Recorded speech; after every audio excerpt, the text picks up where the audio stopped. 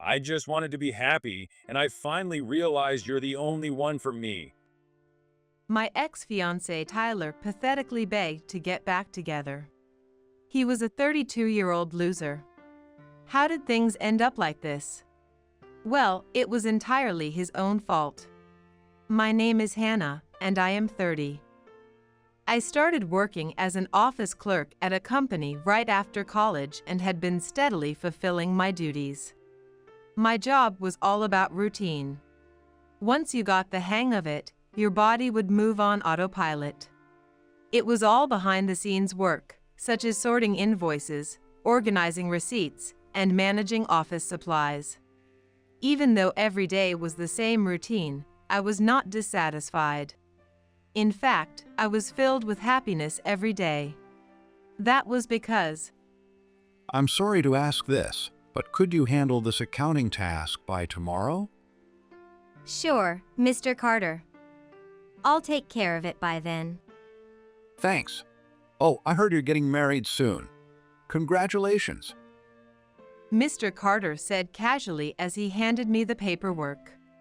Well, I'm still enjoying my last days of single life. You look so happy, and that's all that matters. Thanks. It feels unreal that I'll be getting married in a month or two and changing my last name. I said, feeling a little embarrassed. Back then, I was about to marry Tyler. We had been together for 9 years. The moment he proposed was the happiest of my life. We met in college. We dreamed about our future and stayed by each other's side through thick and thin. Tyler always listened to me. Well, I could say he was a bit selfish sometimes, but he also had a lot of kindness in him. I loved him so much that I couldn't imagine anyone more perfect. He had proposed 2 months earlier, and I happily said yes. Then, we were looking for a new place and picking out furniture. It was exciting but unexpectedly challenging. Hey, how about this apartment? It's a little far from the bus stop, but it's $900 a month for a 2-bedroom. I asked Tyler, looking at a flyer I got from the real estate agent. However, he didn't seem enthusiastic, saying, Let's find something bigger and nicer. What about this one?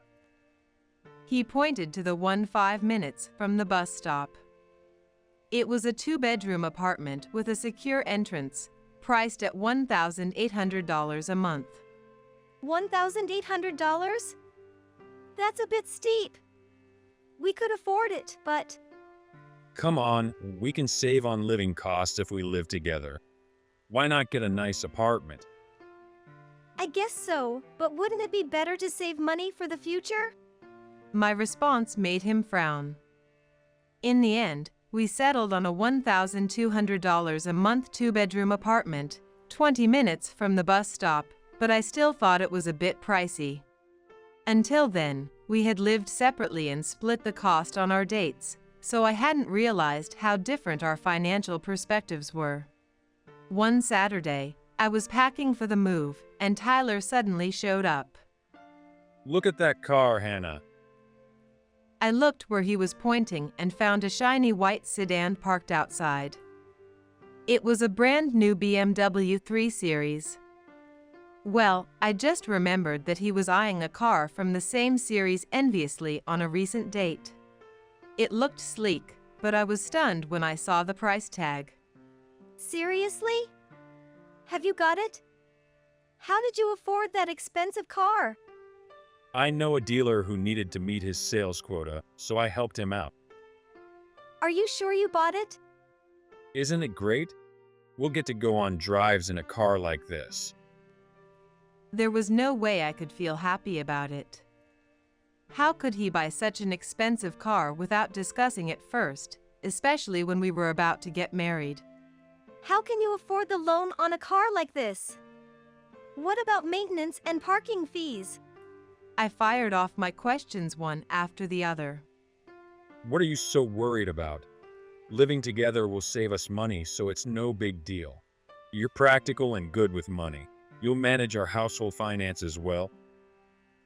I had been so excited about our marriage, but suddenly I felt terrifying. I wondered if he really had no sense of finances. With so many expenses expected to arise in the future, I couldn't hold back anymore.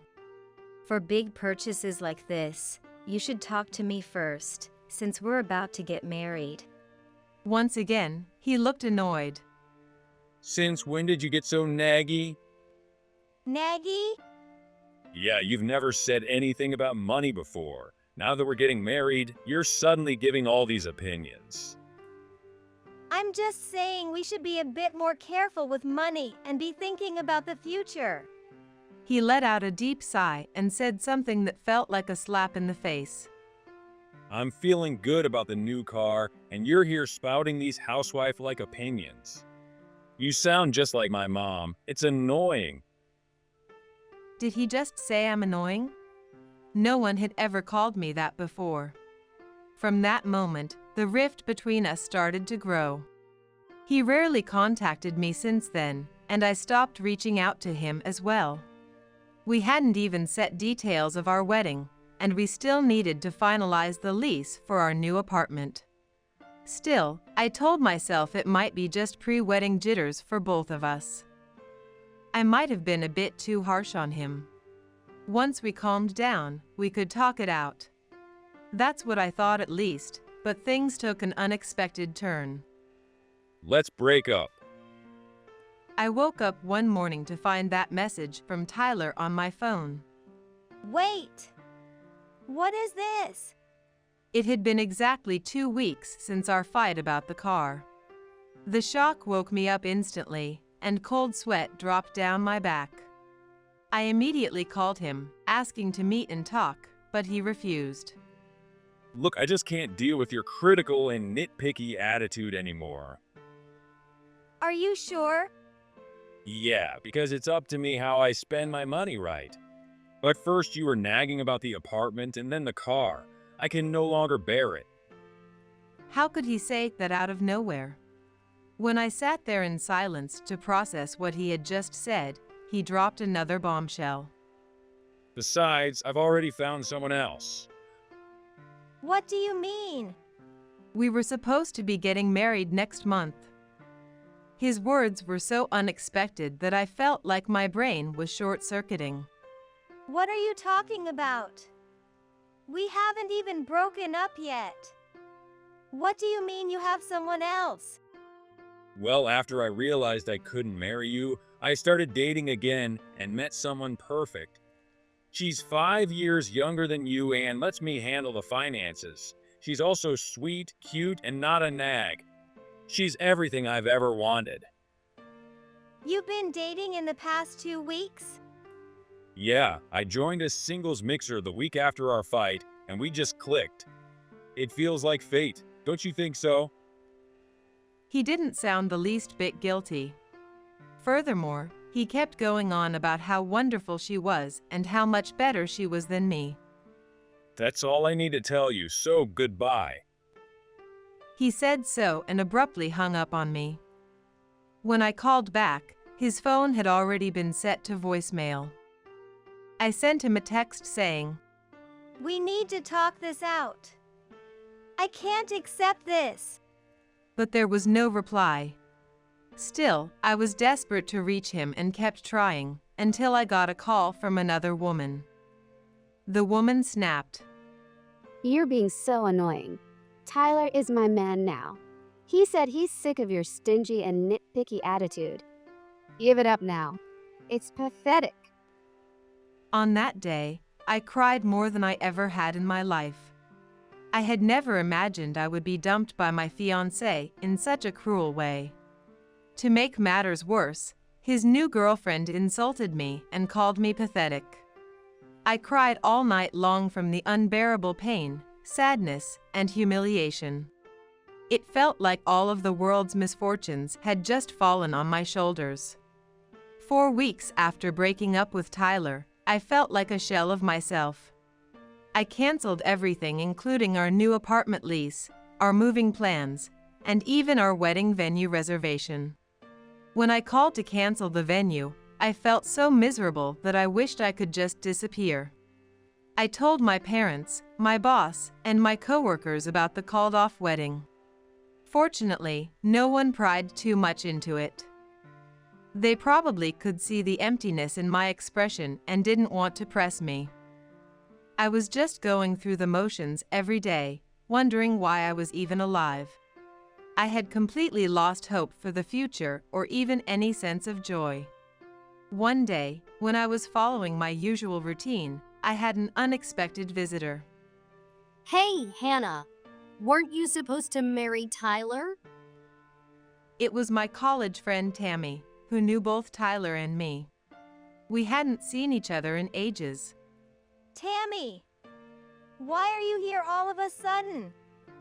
Don't give me that. I was shocked when I got a wedding invitation from Tyler. The bride's name wasn't yours, but someone I don't even know. What happened? Hearing her words, I couldn't hold back my tears. I leaned on her shoulder and cried. She comforted me in silence. Once I calmed down, I told her everything while she listened to me quietly. Then she got visibly angry on my behalf. Are you serious? Tyler cheated on you? And then just dumped you like that? Unbelievable. Tammy showed me the invitation from Tyler, and the bride's name was listed as Rebecca. It might be the woman who had called me pathetic. Well, it didn't even matter anymore. However, I noticed that the wedding date would fall just 3 months after Tyler and I broke up. It would be such an unprecedented whirlwind wedding.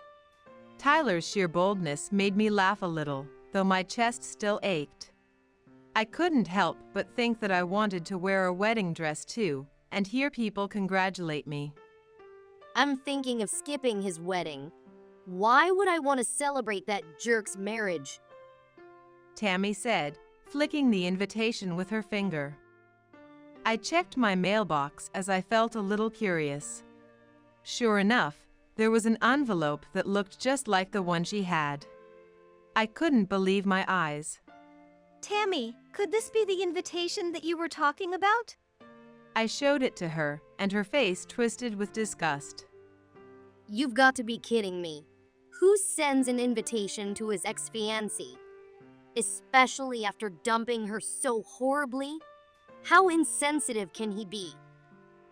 Inside the envelope was a handwritten note from Tyler and Rebecca. You're single, so you must have time. Come share in our happiness. Don't even think about stealing my husband, you cheap old woman. It was unbelievable. I realized that they were the people who would stoop this low. In that moment, I felt nothing but relief that I was no longer tied to someone like Tyler. In fact, I even started to pity them. A marriage between people who can write such cruel messages is doomed to fail. Tammy, I've decided. I will attend the wedding. Seriously? You shouldn't go. Thanks for saying that, but I will. I want to see these two spiteful people with my own eyes. I've got a plan. Are you sure? Well, in that case, I'll go too. I don't want you going alone, Hannah. Thanks, Tammy. This is why you need friends. Over the next 3 months, I started to regain my energy and zest for life. All the while, I had been preparing for their wedding day. Finally, the big day arrived.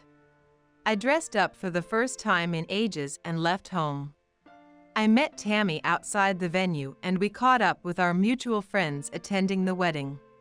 Since they all knew Tyler and I had been together, they seemed as surprised as Tammy by the bride's unfamiliar name. I didn't say much because I couldn't trash the groom on his wedding day, of course. But it seemed like most of them understood the situation. You're so brave. Tammy said, patting me on the shoulder. She was the only one who understood everything. Even that alone made me feel a bit lighter. Let's eat as much as we can to get our money's worth. These wedding gifts weren't cheap. Tammy joked, and I smiled. You're right. Let's do it. However, we were shocked when we got to the venue. The bride's side of the guest seating was embarrassingly sparse. The venue staff and even the groom's guests seemed uneasy about it. When the wedding reception began, the empty seats remained glaringly obvious. The bride Rebecca was sitting on the stage and looked visibly tense. It was clear something was going wrong. The MC scrambled to make excuses on her behalf, but it was painfully awkward. To make things worse, one of the bride's scheduled speakers was a no-show, so someone else had to fill in last minute. I had never seen a wedding reception like this before. The replacement speaker was a coworker of Rebecca. She took the microphone and started her speech. Rebecca is always so kind and popular with everyone. Well, what else should I say? I mean, they just asked me to do this last minute. Honestly, I don't even like her. Oh my God. Did she even realize the microphone picked up everything she just said? The entire room fell silent. Oh, I can no longer do this. I'm done pretending. The truth is that Rebecca is the most disliked person in the office. She often steals other people's boyfriends, ruins team relationships, and dumps all her work on others while she slacks off. Honestly, I'm glad she's quitting. Tyler, thank you for taking her off our hands. Good luck. She walked off the stage with a mic drop moment. I really wanted to give her a standing ovation. From the nasty note in the invitation from Rebecca, I figured she might have a twisted personality, and my instincts were spot on. When Tyler and Rebecca left to change outfits, I found the brave speaker and talked to her. Oh, you're talking about my speech earlier. I could go on forever about how awful she is. No one likes her at work. Look at her side of the seats. They're completely empty. Apparently, most of her friends canceled last minute. I guess that shows how much people can't stand her. Fueled by some drinks, she went on and on about how Rebecca's behavior had hurt her and her coworkers, forcing some to leave the company. Her sharp and clear voice, like a voice actor's, carried through the room without a microphone. Hey, you should stop now. Another coworker sitting next to her tried to calm her down. However, she snapped. No way. After everything she put us through, how dare she invite us to her wedding? It's absurd. I couldn't imagine what someone would have to do to make so many enemies. Tyler's relatives overheard their conversation and glared at Rebecca's family. Rebecca's relatives looked down at their plates, too uncomfortable to meet anyone's gaze. The wedding felt more like a funeral. I almost felt sorry for Tyler, who had quickly decided to marry such a woman. Then, the couple returned after changing outfits. Tyler looked strained while Rebecca had a defiant, almost smug expression. Seriously, I had never experienced a wedding reception with such a frosty atmosphere. I even found myself wishing it would just end soon. When the reception finally ended, Tammy and I wasted no time getting ready to leave. Normally, the bride and groom would see off their guests together, but only Tyler stood by the door. As the guests awkwardly filed out, he spotted me and quickly made his way over. Hannah, thanks for coming today. Thank you for inviting me. I replied calmly. I handed him the documents I had prepared and turned to leave, and then he said something unbelievable. You couldn't forget about me, huh? That's why you came all the way, right? I'm happy to know that. Excuse me? Come on, who attends their ex's wedding unless they still have feelings? It's obvious, isn't it? Was he always this delusional? How could he twist everything to suit his narrative? I was too stunned to respond, and he kept going. In fact, Rebecca and I haven't filed our marriage license yet. Today I realized she's a terrible person. I was tricked. Isn't that awful? She has no friends, and her coworkers hate her. Marrying someone like her would never work out. Now I'm sure you're the one for me, Hannah. We can still turn things around. Let's start over. Don't be ridiculous. I shouted, boiling with anger. If you've decided to marry someone, then take responsibility for it. You didn't take responsibility with me either.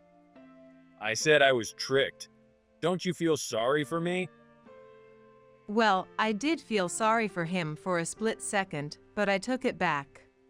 Feel sorry for you? Not a chance. You cheated on me and left me. You brought this on yourself. What the hell were you thinking? I just wanted to be happy. He said as his shoulders slumped. I couldn't stand it any longer and wanted to cut ties with him. I handed him the documents I had prepared. These are the invoices for the cancellation fees of our new apartment lease, wedding venue, and other related expenses. I need you to pay at least half. What? Cancellation fees? Why don't you be a man and take responsibility just for once? We broke up 3 months ago. Why do you bring this up now? I should have contacted you much earlier, but I was so heartbroken after you left me that I couldn't focus on anything else. Anyway, the cancellation fee is mentioned in the contract we signed, so we have to pay it by the designated deadline. When I turned to leave, he clapped his hands together like he had just solved a puzzle. Wait, if we get back together and reinstate the reservations we canceled, everything will be fine, right? His bright and hopeful expression nearly made me stumble in disbelief. Let's not make a fuss. Come on, you can reconsider it. How can you be so shameless and idiotic? It wasn't me who said that. It was Tammy. She had been listening quietly by my side, but finally spoke up to support me. Even if you haven't filed the marriage license, you and Rebecca just had a wedding. You're practically married. It's your obligation now to support your wife. Who could accept a man clinging to his ex like this? No way. Her words struck him like a hammer, and he was utterly defeated. He was left speechless, his mouth opening and closing without saying anything. Finally, it was over. I felt like I had closed the chapter on this toxic relationship for good. Later, I successfully received half of the cancellation fees from Tyler. It wasn't a huge amount, but it hit him hard financially. Meanwhile, I heard he's now embroiled in a fight with Rebecca over whether or not to actually get married.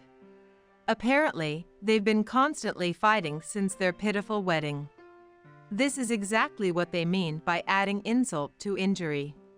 He said that he just wanted to be happy, but that's the same for everyone. He's probably regretting his poor judgment and carelessness now.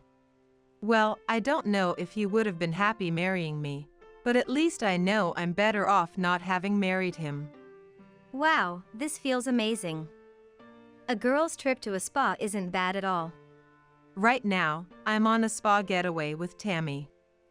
See, you were always with a guy, so I couldn't invite you on trips like this. Besides, what? I'm just glad to see you back to your old self. You finally let go of the burden and started smiling again. Tammy, you've been worrying about me all this time? Of course. How long have we been friends? What else am I here for? I never realized how wonderful friendship could be. Who knew it would take me this long to realize its value? But don't give up on marriage. From now on, let's do the whole dating thing together. Tammy said enthusiastically. I'm done with men. You go ahead and do your thing, Tammy. What are you talking about? We're 30 already. There's no time to waste. We are starting tomorrow. I am almost overwhelmed by her enthusiasm, but I feel a sense of clarity and lightness that I haven't felt in a long time.